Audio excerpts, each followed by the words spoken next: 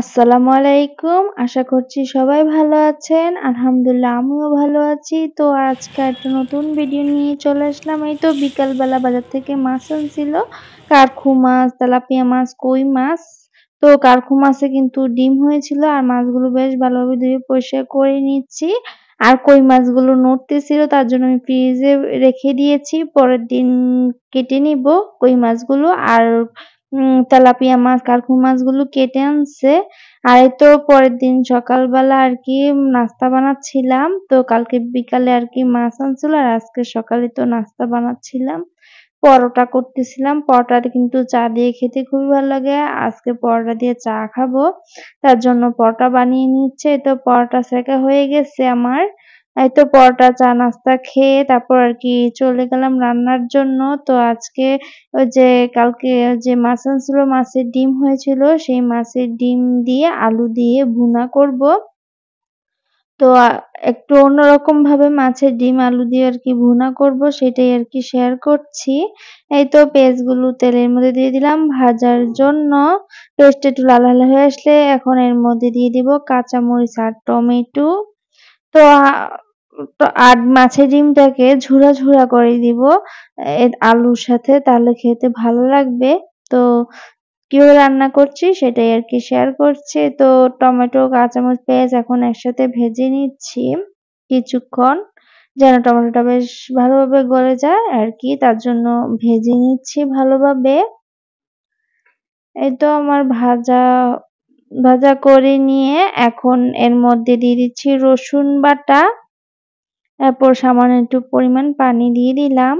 তারপর দিচ্ছি লাল মরিচের গুঁড়া, তারপর দিচ্ছি হলুদের গুঁড়া, তারপর জিরা ধনিয়ার গুঁড়া, তারপর পরিমাণ মতন লবণ দিয়ে দিলাম। দিয়ে মসলাটাকে ভালোভাবে কষিয়ে নিব। আর এখন এর মধ্যে মাছের ডিমটাকে আমি হাতে কষলিয়ে দিয়ে দিচ্ছি। যেহেতু অল্প ডিম তার জন্য ভাবলাম এভাবেই রান্না করি। হাতে কষলিয়ে দিচ্ছি। এতে ডিমটা আলুর সাথে বেশ ভালোভাবে মিশে যাবে আর খেতেও ভালো লাগবে। আর ডিমটা নরম, নরম সফট ও থাকবে। তো হাতে কষলিয়ে ডিমটাকে আমি দিয়ে দিচ্ছি। বিকালবেলা মাছের বাজারটা যদি করে ফেলা হয় তাহলে দেখা যায় পরের দিন আর রান্নার সময় ঝামেলা হয় না। ধুয়ে সুন্দর মতো পরিষ্কার করে রেখে দেওয়া যায়। আর বড়, বড় মাছগুলো বাজার থেকে কেটেই আনে। এই তো ডিমগুলোকে আমি দিয়ে দিলাম। ডিমটা বেশ ভালোভাবে ঝুরা, ঝুরা হবে। আর এই তো মসলার সাথে মাছের ডিমটাকে কষিয়ে নিব কিছুক্ষণ যেন ডিমটা কাঁচা না থাকে তার জন্য আরকি। এই তো প্রতিদিন দেখা যায় ঘর ঝাড়ু দেওয়া, ঘর মোছা তো থাকেই। তারপর হচ্ছে চুলা দেখা যায় রান্নার শেষে পরিষ্কার করা। তো সেগুলো আর করি না যেহেতু ভিডিও বেশি বড় হয়ে যাবে। আর রান্নার ভিডিওগুলো দিয়েই থাকি বেশিরভাগ। তো আমার রান্নার ভিডিওগুলো আপনাদের কাছে কেমন লাগে জানাবেন। আর তো আলুগুলো এখন দিয়ে দিচ্ছি কুচি, কুচি করে কেটে রাখা আলুগুলো। তো এভাবে ডিম দিয়ে আলু ভুনা কে খেয়েছেন জানাবেন। যারা খাননি এভাবে রান্না করে খেয়ে দেখতে পারেন। খুবই ভালো লাগবে। এই তো ডিমটা আলুটার সাথে আমি কিছুক্ষণ ভেজে নিব। ভাজা, ভাজা করে নিব আরকি। এতে আলুটা থেকে একটা সুন্দর ঘ্রাণ আসবে। আলুটা কিছুক্ষণ ভেজে নিয়ে তারপর আরকি পানি দিব। তো আলুতে হলুদটা কম লাগছিল। তারপর আরেকটু হলুদ দিয়ে দিলাম। এই তো হলুদ দিয়ে আবারও নেড়েচেড়ে দিচ্ছি। নেড়েচেড়ে ভাজা, ভাজা করে নিব। তো একটু ঘন, ঘন নেড়ে দিতে হবে নাহলে আবার দেখা যাবে লেগে যাবে। তারপরে তো কিছুক্ষণ ভাজা, ভাজা শেষ হয়ে আসলে তারপর এই তো এর মধ্যে এখন পানিটা দিয়ে দিব যেন আলুটা বেশ ভালোভাবে সিদ্ধ হতে পারে আরকি। আর ডিমটাও যেন ভালোভাবে সিদ্ধ হতে পারে তার জন্যই। এই তো দিয়ে এখন ঢাকা দিয়ে দিব।